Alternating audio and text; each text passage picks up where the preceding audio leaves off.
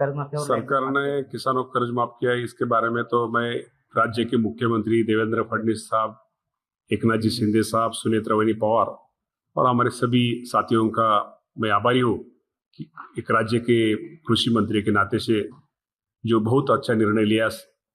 महाराष्ट्र में 56 लाख किसानों को और रकम से बोलेंगे तो 40,000 कोटी के आगे ये रकम हमारे किसानों को जो कर्ज माफी सरकार ने दी है। सर देवेंद्र, आपने कहा कि देवेंद्र फडणवीस जो है केंद्र का नेतृत्व करेंगे, क्या कहेंगे? ये तो महाराष्ट्र का आदमी दिल्ली में जाना, ये सब महाराष्ट्र की जनता की ये इच्छा है, ये अपेक्षा है। ये तो मैं अभी वो टाइम तारीख नहीं लिया है, जब समय आएगा उस समय देवेंद्र भाव देश का नेता हो गए तो हम सबको अच्छा लगेगा। राष्ट्रवादी के कुछ नेता देवेंद्र फडणवीस से मिले हैं, क्या कहेंगे? वो तो सब हम मिलते हैं, हम भी मिलते हैं, सभी मिलते हैं, हम भी मिलते हैं। उसका नहीं कुछ नहीं लगता, हम सब एक है। राष्ट्रवादी हमारी भक्कम है। क्या शरद पवार गुट एनडीए में शामिल होगा सर? ये तो मुझे क्या मालूम, वो तो उनको पूछना। वो जो उनके अध्यक्ष है शिंदे साहब यांनी शेतकरी बंधू, तहसीलदार, BDO, कृषी अधिकारी, सर्व विभागाचे अधिकारी, सर्व सरकारी विभागाचे कर्मचारी, पत्रकार, मीडियाचे प्रतिनिधी आणि उपस्थित सर्व बंधू आणि भगिनींनो, आज पहिल्यांदा आपल्या शेतकरी बांधवांना दीपावलीच्या, पाडव्याच्या सर्वांना शुभेच्छा देतो आणि शुभेच्छा देताना येणारं हे वर्ष माझ्या शेतकरी बांधवांसाठी, माझ्या सर्वसामान्य माणसांसाठी सुख समृद्धीचं, आनंदाचं, भरभराटीचं जावो अशी परमेश्वर चरणी प्रार्थना करतो। आज आपल्या इंदापूर तालुक्यामध्ये आज राज्याच्या जो यांत्रिकीकरणाच्या माध्यमातून आज जो हे वाटपाचा कार्यक्रम होतोय, या कार्यक्रमाच्या निमित्तानं मला एक आनंद आहे की तुमच्या सगळ्यांच्या आशीर्वादामुळे आदरणीय मुख्यमंत्री देवेंद्र फडणवीस साहेब असतील, एकनाथजी शिंदे साहेब असतील, अजितदादा पवार साहेब असतील, या सर्वांनी जी माझ्यावरती कृषी विभागाची, कृषी मंत्रालयाची जबाबदारी टाकलेली आहे,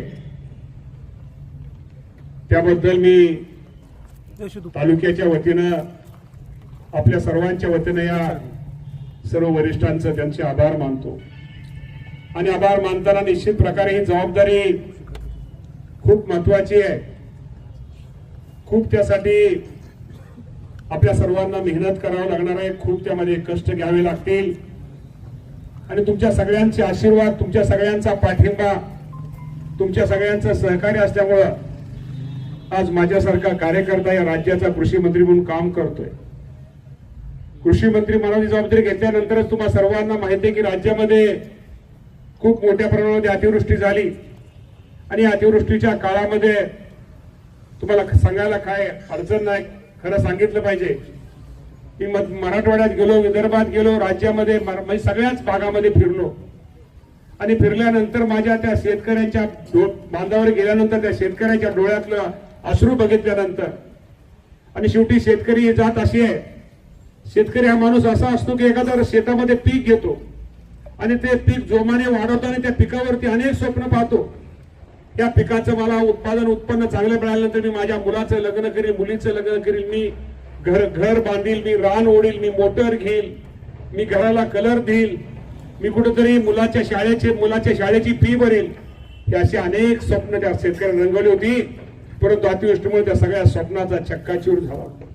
ते सगळं दृश्य बघताना आपल्या सुद्धा डोळ्यात, शेवटी आपण पण शेतकरी आहोत, एक डोळ्यात पाणी आलं आणि निश्चित प्रकारे या शेतकरी बांधवांना काहीतरी शेवटी उभा केलं पाहिजे, या शेतकऱ्यांना कुठेतरी सहकार्य केलं पाहिजे, मदत केली पाहिजे, ही भावना या राज्याचे मुख्यमंत्री, दोन्ही उपमुख्यमंत्री हे पण स्वतः शेतकऱ्यांच्या बांधावरती गेले आणि बांधावरती जाऊन निश्चित प्रकारे शेतकऱ्याला कशी भरीव मदत करता येईल त्यासाठी आपण प्रयत्न केलेले आहेत। आणि त्यामुळे राज्यामध्ये साधारणतः आज अजून प्राथमिक अंदाज आहे साधारणतः 1,80,00,000 एकर क्षेत्राचं नुकसान या राज्यामध्ये झालं, म्हणजे साधारणतः 30% नुकसान झालं तर म्हटलं तरी वावगा होणार नाही. आणि त्यामुळे निश्चित प्रकारे या राज्याचे मुख्यमंत्री देवेंद्र फडणवीस साहेबांनी जी 31,628 कोटी रुपयाची जी शेतकऱ्यांना मदत दिलेली आहे त्याचं काम टप्प्यात आज काम सुरू आहे. काही ठिकाणी मदत मिळालेली आहे साधारणतः 8,400 कोटीच्या आसपास आपण कालपर्यंत मदत केलेली आहे. कालपर्यंत GR निघालेले. अजून एक काम हे युद्ध पातळीवर चालू आहे. पूर्वी आपल्याला 2 हेक्टर होतं पण आता 3 हेक्टर घेतलेलं आहे. तर वाढीची माहिती आपण घेतोय. त्याचप्रमाणे जिथं म्हणजे मला तुम्हाला एवढंच सांगायचंय की त्या शेतकरी बांधवांना ज्याचं नुकसान झालंय त्या सगळ्याचे पंचनाम्याचे काम अंतिम टप्प्यात जिल्ह्यातले काही जिल्ह्यातले आहे. ते पंचनाम्याचं काम पूर्ण झाल्यानंतर माझ्या राज्यातल्या शेतकऱ्याला ही मदत ही निश्चित प्रकारे शासनाच्या वतीनं ही केली जाईल. हे पण आज आपल्या माध्यमातून मी सर्वांना शेतकऱ्यांना आश्वासित करतो. आणि त्यांना या माध्यमातून एवढं सांगतो की हा कार्यक्रम हा कृषी विभागाचा आहे, हा शेतकऱ्यांचा कार्यक्रम आहे आज. त्यामुळे निश्चित प्रकारे त्यांनी धीर धरावा. शेवटी शेतकऱ्यावरती अशी अनेक संकट आली म्हणून आपण घाबरून जायचं नसतं. शेवटी काय मानवाचं संकट आहे, निसर्गाचं संकट आहे. आणि आपल्या सर्वांना माहिती आहे की पाऊस आपल्याकडे सुद्धा पाऊस पडतो पण एका दिवशी एका वर्षाएवढा पाऊस पडल्यामुळे खरं तर नुकसान हे खूप मोठ्या प्रमाणात झालेलं आहे. त्यामुळं निश्चित त्यांना काळजी करणं काही सांगतो मी आम्ही त्यांना तुमच्या माध्यमातून आश्वासित करतो. आणि तुम्हा इंदापूरकरांनी माझ्यासारख्यावरती एवढं प्रेम दिलेलं आहे, तुम्हा इंदापूरकरांनी माझ्यावरती एवढं प्रेम केलं, एवढा आशीर्वाद दिलेला आहे. त्यामुळे तुमच्या जीवावरती तुमच्या पाठिंब्यावरती आज माझ्यासारखा कार्यकर्ता महाराष्ट्रामध्ये काना कोपऱ्यामध्ये विदर्भ असू द्या मराठवाडा असू द्या तुमच्या सगळ्यांच्या आशीर्वादामुळे आज फिरतोय, लोकांशी मत जाणतोय. शेवटी कुणी आईच्या पोटातून शिकून येत नाही पण आज तुमच्या इंदापूरकरांमुळे मला तुम्ही 3दा संधी दिली त्यामुळे शक्य झालं. नाहीतर मला तरी काय मराठवाडा विदर्भात कुठल्या शेतकरी दुःख कळालं नसतं. प्रत्येक ठिकाणचं वेगवेगळं पीक आहे, प्रत्येक ठिकाणचं वेगवेगळं हे शेती करण्याची पद्धत वेगळी आहे. पण निश्चित प्रकारे आपल्या माध्यमातून तुमच्या आशीर्वाद निश्चित प्रकारे भविष्य काळामध्ये चांगलं काम करण्याचा प्रयत्न करतोय. आज यांत्रिकीकरण तुमच्या आशीर्वादाने कृषी मंत्री झालोय. जी यांत्रिकीकरणाची जी राज्य सरकारची जी योजना आहे त्या योजनेमध्ये साधारणतः मी तुम्हाला सांगतो महाडीबीटी पोर्टलवर प्राप्त अर्जानुसार प्रथम प्राधान्य तत्वानुसार आपण मंजुरी दिली. मंजुरी किती दिली तुकाराम? मंजुरी दिली 44,77,000 शेतकऱ्याला राज्यामध्ये आपण मंजुरी दिलेली आहे. त्याचं वैशिष्ट्य काय हे मंजुरीमध्ये तुमचं माझं इंदापूरकरांचं नाव वाढलं ना. कुणीतरी म्हणतेला कृषी मंत्री असताना एक राज्याचा मुख्यमंत्री आणि दोन्ही उपमुख्यमंत्री सहकार एक ऐतिहासिक निर्णय घेतला. शेवटी तुमचा पाठिंबा नसता तुम्ही काहीच करू शकलो नसतो. शेवटी मला माहित होतं की 2-2, 4-4, 5-5 वर्ष शेतकरी कृषी विभागाचा हेलपाट मारतोय. आमचा नंबर कधी येईल मी विचार करतोय. त्या शेतकऱ्याला पाठिंबा देणं, त्या शेतकऱ्याला सहकार्य करणं हे आमचं कर्तव्य असतं. आणि कृषी मंत्री म्हणून तुम्ही मला खूप शिकवलंय, खूप तुम्ही मला तयार केलंय. शेवटी मला माहित आहे शेतकऱ्याचं दुःख काय, कारण मी पण प्युअर तुम्हाला माहिती आहे मी पण प्युअर शेतकरी आहे. त्यामुळे यांत्रिकीकरणाच्या माध्यमातून मी स्वतः मुख्यमंत्री दोन्ही उपमुख्यमंत्र्याला विनंती केली आणि आज हे खूप मोठं ही योजना आपल्या शेतकऱ्याला त्याचा फायदा होणार आहे. आणि या योजनेच्या आपल्याला मुदत किती दिवस अजून आपली मुदत अजून काय असतील सगळ्यांनी त्यामध्ये लाभ घ्यावा. शेवटी कृषी मंत्री तुमच्या घरचा आहे, तुमच्या कुटुंबातला आहे. त्यामुळे कुटुंबातला असल्यामुळे निश्चित प्रकारे आज आपण त्या बाबतीमध्ये निश्चित प्रकारे आपण काळजी घेऊया आणि शेतकऱ्याला कसं जास्तीत जास्त मदत राज्यातल्या तर आपण करूया, जिल्ह्यामधले करूया. शेवटी ज्या तालुक्याने मला मोठं केलं, ज्या तालुक्याने मला माझ्या सुखदुःखाच्या काळामध्ये ज्या माणसांनी ज्या शेतकऱ्यांनी मला साथ दिली, मला सहकार्य केलं, त्या तालुक्याचा सुद्धा निश्चित प्रकारे कसा त्याला तालुक्यामध्ये जास्त या योजनेचा फायदा होईल, तिथं मग शेतकऱ्याला कसा लाभ होईल ही माझी भूमिका असल्यामुळं आज आपल्या तालुक्यामध्ये साधारणतः विचार जर केला तर साधारणतः 23,597 शेतकऱ्यांची आपण तालुक्यामध्ये त्यांची निवड केलेली आहे. 23,527 शेतकऱ्यांची निवड केलेली आहे. त्या सर्वांनी त्यामध्ये त्यांनी भाग घेऊन त्या योजनेचा फायदा घ्यावा आणि अजूनही कृषी विभागाच्या माध्यमातून जे जे काय आपल्या तालुक्यासाठी करता येईल, जे जे काय आपल्या तालुक्यासाठी आणता येईल तो आणण्याचा प्रयत्न माझ्यासारख्या कार्यकर्त्यांचा प्रामाणिकपणे राहणार आहे. खरं तर मला वाटतं बोरीचे मगाशी शेतकरी होते, कुठे गेले खरं सरपंच वगैरे बोरीकर गेले, सगळे पाठिंबा बसलेत. तुम्ही जर म्हणला की इथं अजून चांगलं नवीन काहीतरी आपल्याला कृषी प्रदर्शन वगैरे भविष्यामध्ये शेवटी कृषी मंत्री मी आहे, शेवटी काही गोष्टीमध्ये मला अधिकार आहेत. तुम्ही म्हणला की राज्यामध्ये काय नवीन नवीन शेतामध्ये प्रयोग होत आहेत, काय शेतकरी राज्यामध्ये काय काय नवीन नवीन करतायत, त्यामध्ये माझ्या इंदापूर तालुक्यातल्या शेतकऱ्यांना कसा जास्त फायदा होईल, इंदापूर तालुक्याच्या शेतकऱ्यांचं कसं कल्याण होईल, शेतकरी म्हणजे पिकामध्ये वाहनामध्ये कसा बदल करून जास्त कसं उत्पादन मिळेल, यासाठी सुद्धा निश्चित प्रकारे येणाऱ्या काळामध्ये भविष्यामध्ये एक चांगल्या प्रकारचं कृषी प्रदर्शन माझ्या इंदापूर शहरामध्ये आपण निश्चित प्रकारे लोकांसाठी शेतकऱ्यांसाठी उपलब्ध करून देऊ हे सुद्धा आजच्या कार्यक्रमाच्या निमित्तानं आपल्या सर्वांना आश्वासित करतो. निश्चित प्रकारे आज आपल्या मी आता जास्त आपल्या इंदापूर तालुक्यात आता मी काय जास्त सांगत नाही, ज्याचं नुकसान झालंय त्याला निश्चित प्रकारे मिळणार आहे. कदाचित तुम्हाला आकडे तुम्ही घेतले असतील का नाही घेतले, कुणी ज्याचं नुकसान झालंय त्यांनी घेतले असतील. साधारणतः मे आणि सप्टेंबर पर्यंत साधारणतः आपल्या तालुक्यामध्ये एकूण 11,941 हेक्टर बाधित क्षेत्र आपलं होतं आणि साधारणतः 33,457 शेतकरी आणि एकूण रक्कम 22,94,00,000 रुपये हे इंदापूरसाठी बाबांना मंजूर झाले. अजूनही काय थोडं पुढे मागे आकडे आहेत ते पण आपल्या सगळ्यांना निश्चित प्रकारे ते जमा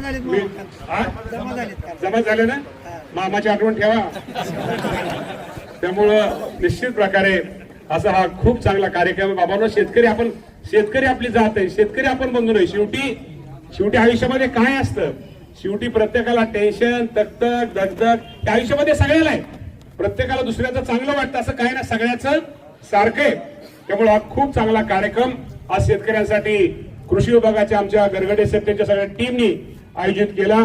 त्याबद्दल मी कृषी विभागाच्या सगळ्या अधिकाऱ्यांचं, शासकीय अधिकाऱ्यांचं सगळ्यांचं मी पुन्हा एकदा म्हणजे पुणे जिल्ह्याला 98,20,00,000 रुपये शैलेशशी झालं. आपण पुण्याला तर इंदापूरचा वाटालाही बाहेर सांगायचं नसतं, आता परत म्हणतील काय सगळे इंदापूरला घेऊन चालला काय. त्यामुळं जास्तीत जास्त आपल्या सगळ्यांनी त्याचा फायदा घ्यावा. शेवटी वाढपी तुमचा घरचा आहे. आता वाढपी घरचा असल्यावर काय आपण सगळी जागरण गोंधळ करणारी माणसं आहे. त्यामुळे वाढपी घरचा असल्या फक्त पळीच बुडवायचं काम आहे. त्यामुळे तुम्ही समजून घ्या, मामा तुमचा आहे, घरचा आहे. पूर्वी मामा तुम्हाला सहज उपलब्ध होत होता, पण तुम्ही जरा आज तुम्ही इतकं मामाला मोठं केलंय, राज्यावर नेले, कृषी मंत्री म्हणून सगळीकडे फिरावं लागते. तेव्हा एखाद्या तुमच्या कार्याला सुखाच्या दुःखाच्या कार्यक्रमाला मामा आला नाही त्याचा अर्थ रागराग करू नका, वाईट वाटून. शेवटी मामाचं प्रेम तुमच्यावरती आहेच. तुमच्या कार्यक्रमाला आला नाही, सुखाला आला नाही, दुःखाला आला नाही, याचा तुमच्यावरती मामाचं प्रेम अजिबात कमी झालेलं नाही. पण तुम्ही मला आता समजून घ्या, सांभाळून घ्या. कारण तुमच्यामुळे मी वरच्या लेवलला काम करतोय, वरच्या ठिकाणी काम करतोय. त्यामुळं राज्यामध्ये सगळीकडे आपल्याला फिरावं लागते. त्यामुळं निश्चित प्रकारे काम चांगलं करा. आयुष्यामध्ये आपल्या कुटुंबाला, भागाला, परिसराला वेळ द्या. ह्या रानाच्या बांधाच्या भानगडीत भांडणं तणणं, गावाचं, ग्रामसेवकाचं, तलाट्याचं, सर्कलचं, तहसीलदारचं, पोलीस स्टेशनचं नका रे करू. मी ह्यामुळे तुमची पण झोप मोडती आणि पुढच्या माणसाची पण झोप मोडती. त्यामुळे तुम्हाला पण समाधान नसतं त्याचं. त्यामुळे अजिबात या गमती जमती तर अजिबात करू नका. जेवढं नेहमी लक्षात ठेवा, आनंद द्या, आनंद घ्या. आणि आपल्याकडून जेवढं लोकांचं चांगलं होईल, आपल्यामुळं जेवढं लोकांचं चांगलं होईल तेवढं करण्याचा प्रयत्न करा. आपल्या बोलण्यामुळं, वागण्यामुळं कोणाच तरी संध्याकाळची झोपमोड होईल असं आयुष्यामध्ये कधी करू नका. आणि खूप चांगला कार्यक्रम, या कार्यक्रमाच्या निमित्तानं आपण सगळेजण उपस्थित राहिला त्याबद्दल आपले आभार मानतो. आमच्या पत्रकार